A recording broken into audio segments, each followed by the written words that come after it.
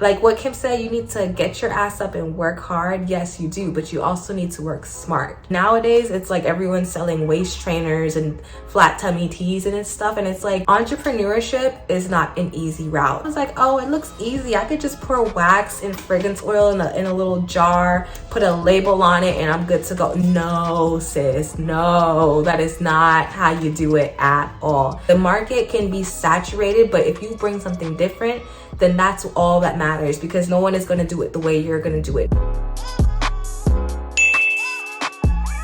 Hi guys, my name is Brittany and I am a small business owner, and on this channel I literally talk about a million different things because I don't have a niche. But that is almost over, guys, because I've decided officially that I am going to stick with the lifestyle small business niche. I'm just going to declare a side, and that's the kind of content I want to make. So I'm ready to jump right back into all of this stuff. I took a long 1 month hiatus, unannounced, unplanned, but I just in that time really thought about what kind of videos I want to make, and I've decided that lifestyle small business vlogs are going to be my thing. But I'm still going to do a lot of sit down videos where I talk about, you know, just random stuff that comes to mind, because I can't be bound by one topic. Like, that's boring, and who wants that? That's really boring. But today I thought I would sit and talk to you guys about the things that I wish I knew before starting a small business, specifically a candle business.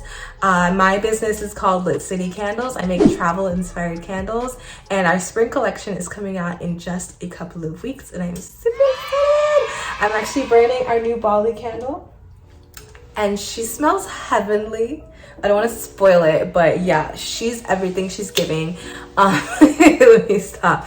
But today I wanted to just talk about what I wish I knew before starting a candle business and starting a business in general. I always felt like I've had an entrepreneurial spirit, and I always knew I wanted to have my own business, but I really wish that I knew what it takes to do it, because on social media, people make it look easy. They make it seem like, oh, all I did was post on Instagram or TikTok and I went viral, and now my business is making millions of dollars and you can do it too, and it's just sunshine and rainbows. And that's just not the truth at all. Whether you are a freelancer, whether you are a writer, my friend's a writer and she's trying to work out how that whole world works, or you have your own services that you offer, or you're selling a product like me, being an entrepreneur, having a business is not easy. So I wanted to just sit down with you guys today and talk to you really briefly about the things that I wish that I had known before starting my business. But before we get into this video, hit that subscribe button, hit the like button for the algorithm. You know, the YouTube gods, they like praise. You know, they really like when you affirm them. So let them know you like this video by literally hitting the like button. Subscribe so that you never miss any videos. Hit that bell, and let's get into it. So the very first thing I wish I knew before starting a small business and starting a candle business specifically is just how expensive it is. Let me tell you something, guys. Don't always trust what you see on the internet. I've seen videos where they're like, this teenager invested $100 of allowance money and now they grew it into $1 million company. And listen, I'm not being a hater. I know these things happen, but it's extremely rare for people to just like have just a small amount of money and grow it into these huge things. A lot of the times it can take double or triple the amount that you're expecting it to cost. I watched so many videos like this when I first started my business, where they're like, I only invested a couple of $100 and now I have a 6-figure business. And it's like, this is not the case for everyone, and sometimes it's just not realistic. There are businesses that get like hundreds of thousands of dollars of investments and they still fail. So it really just depends on your actual business itself and what your business needs, and that's why it's super important to do research. Making candles is not a cheap hobby that you could just do. It's an expensive hobby. Wax costs a lot of money. Wick testing alone, oh my God, I could talk a whole video about wick testing. Wick testing, which is literally testing to make sure your candle has the best quality, make sure that the scent is good by swapping out the wick, can cost so much money. I've spent hundreds of dollars on doing wick testing for my fragrances. These are things that you need to do your research on. But if you really want to like streamline your business for the success that you want it to have, the more money in the right areas will do a lot of good for you. So me personally, I started making candles as a hobby during the pandemic, and I started with about $100 for a hobby, okay? and that's not bad. But when it became a business, I was like, okay, I'm gonna need to invest a lot more money because now I have to do the wick testing, I have to make the labels, I have to do a lot more things. And so I invested about $3,000 into my business initially, and it went into so many different areas. I really made that $3,000 stretch. Like I put it in so many areas, but I could have easily spent more if I had to hire people to do my product photography, my website, advertising. Like I literally taught myself how to do all of that in the beginning, and that saved me a lot of money. But candle making in general, starting a business is not cheap. And you know, of course you want to start with what you have. I want to encourage you, like, even if you don't have the money to start it up right away, maybe investing your time can do a lot of good for you. Investing your time in researching and educating yourself, learning skills.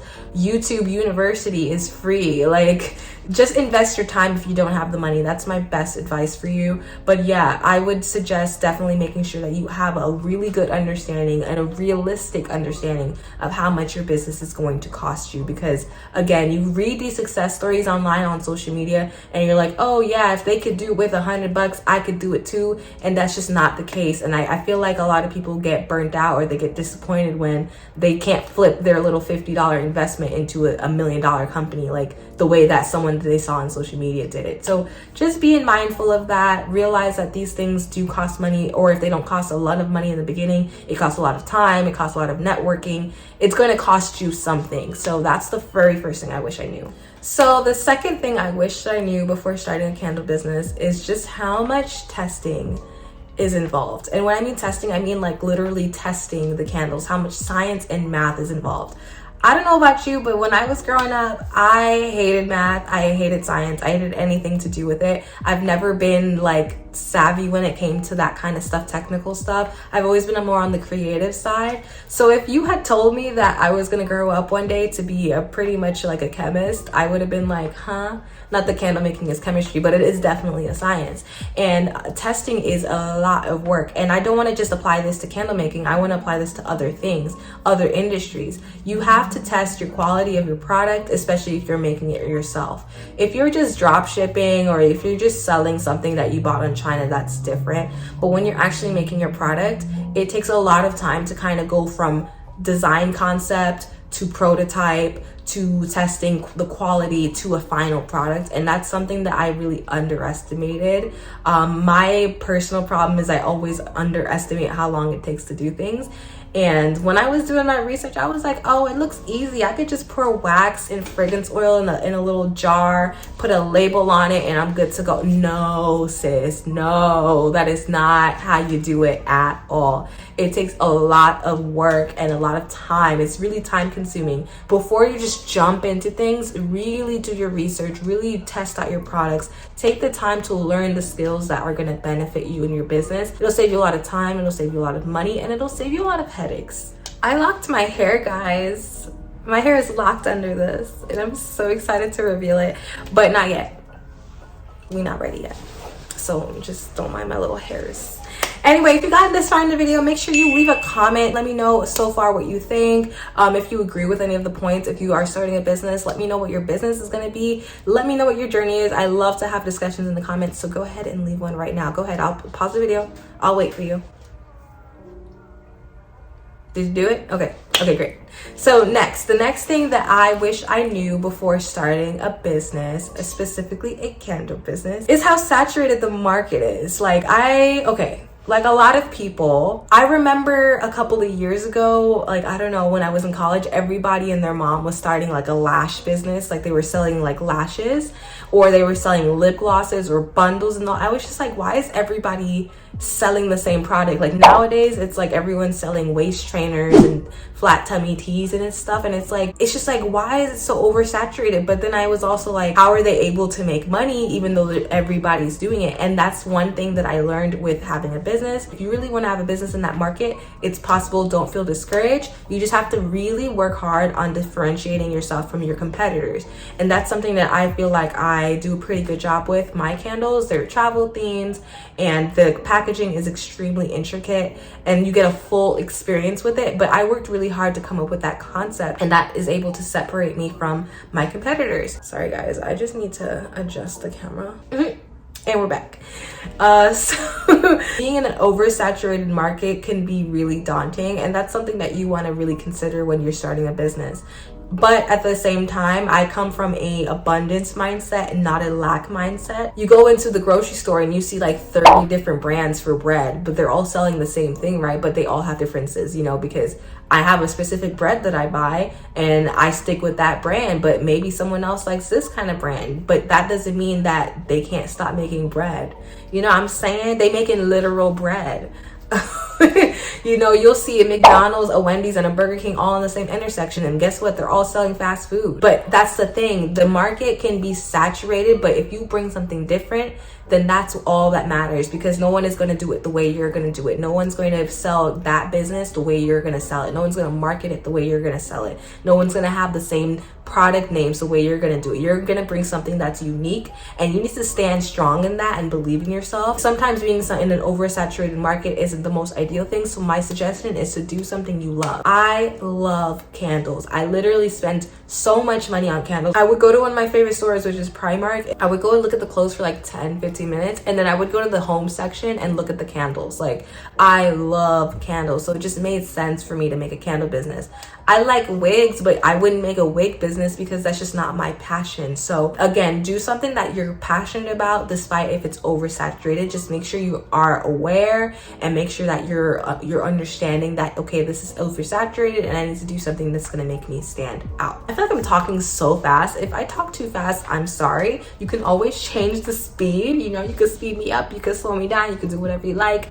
This is your world. I'm just living in it. Anyway, next point. The next thing I wish I knew before starting a small business, starting a candle business, is that this can feel extremely overwhelming and lonely at times. Entrepreneurship is not an easy route. When you have a regular traditional job, you have someone that is, you know, hiring you and then maybe training you. Sometimes you have people that handle your taxes and your 401, and you have like structure in places. But when you're an entrepreneur, you're doing all of that by yourself. I am a one-woman team, a one-man band, and I do everything from marketing to social media to making the candles to designing the labels. I made my website to everything. I do it all by myself, the bookkeeping, accounting, all of it. And it can get exhausting and overwhelming at times. And that's just one of the hurdles of being an entrepreneur in the beginning, especially when you don't have money to outsource certain tasks. You end up having to do those things on your own. I do my own product photography. I wish that I could hire a photographer to do that, but that's something that I do myself, and I've been learning and honing my skills with that. But I come from a film degree, so that's a skill that I already had. But something that I don't enjoy doing is the money side. I don't like tracking inventory. I don't like doing taxes and like money stuff, bookkeeping stuff. I wish I could outsource that because I can't afford to do that right now, and hopefully one day I will be. It can be exhausting and overwhelming. Not only that, but it can feel extremely lonely sometimes because you're not working a traditional 9 to 5, you're working 24/7. I think about my business when I go to sleep, and when I wake up in the morning, I think about my business on the weekends. I'm constantly thinking about it because if I'm not, I won't be as successful as I want to be in the time frame that I want to be in. So it's something that is not, you can just, you know, take a hiatus from, you can take a sick day from. It's always going to be on your mind.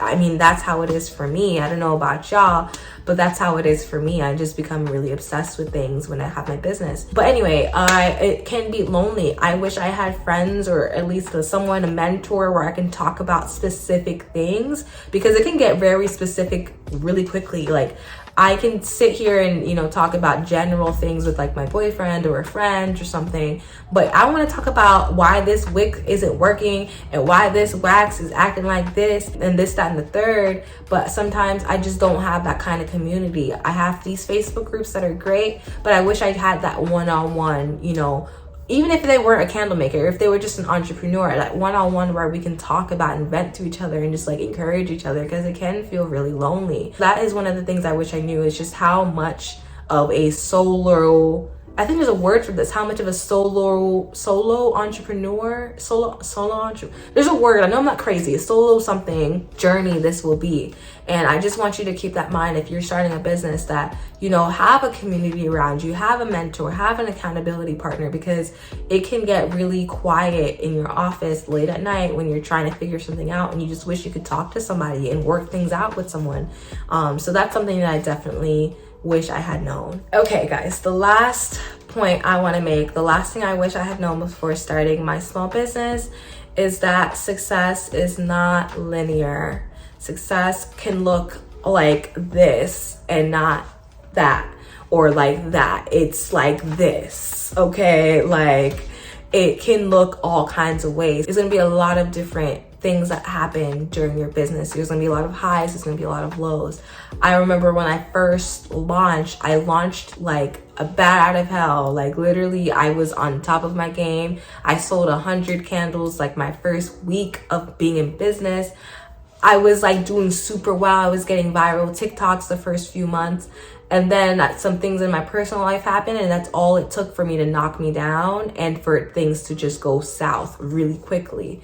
Fortunately, I was able to pick myself up and things are slowly getting back to that starting point. But the point I'm trying to say is that things aren't always going to be great. Things are not always going to be on the ups. Sometimes there's going to be challenging things that happen to you in your business, and you just have to like remember your purpose. You have to remember your why. Why did you start your business? Why did you go on this journey? Because when you're focused on your why, it'll help you get through the challenges that you're facing throughout the slow seasons. For example, for me, the winter season, the fall season is the best time for candles to sell. So I do really well at that time. When the new year comes around, everybody had already spent their money during the Christmas season. So now it's a very slow period in sales. Like I literally wasn't making that many sales in that time. But I just took the time to do more research, add more products, do more testing, and kind of just go with the flow of things. And that's something that I wish I had known before starting my business, that it's not sales year round. Sometimes there's going to be slow periods. Sometimes you'll do a video, it'll go viral and you'll get a ton of sales and it'll be unexpected. Like you have to be able to roll with the punches and think on the fly and just think on your feet, really. And that is my biggest advice to anybody. Unlike Kim Kardashian, yes, you need to work hard. Like what Kim said, you need to get your ass up and work hard. Yes, you do, but you also need to work smart. You also need to take in consideration of other factors that are going to affect your business journey. No two business journeys look the same, and you need to keep that in mind. Comparison is the thief of joy. When you compare yourself to other businesses on social media, it can feel really daunting, but just remember that everybody's journey is different. Everybody's climb to their goals are different. Everybody's goals are different, and you just have to focus on your vision, your business, and where you want to take it. Okay, I think that's it. I hope that this video was helpful, whether you are starting your own business or you're starting a candle business. Check out my small business, Lit City Candles. I will put the link in the description. The spring collection will be out very soon. I'm super excited. I have so many amazing things coming up. Oh, before you go, I've decided that the 2-video a week thing it's not for me. I tried, but it's really hard. I have a business again, and so I'm trying to do things in a way that makes more sense and I can be consistent. And 2 videos a week is just a lot more than I can chew. I bit off a little bit more than I could chew with that. So I'm gonna go back to my 1 video a week schedule. Occasionally I'll post a 2nd video as a bonus that week, but I hope you guys are okay with that. Like, I mean, y'all probably don't even care when I post as long as I post. But please don't forget to hit that subscribe button so you never miss my videos. Thank you guys for being here. I appreciate every single one of you, and I will see you guys next week.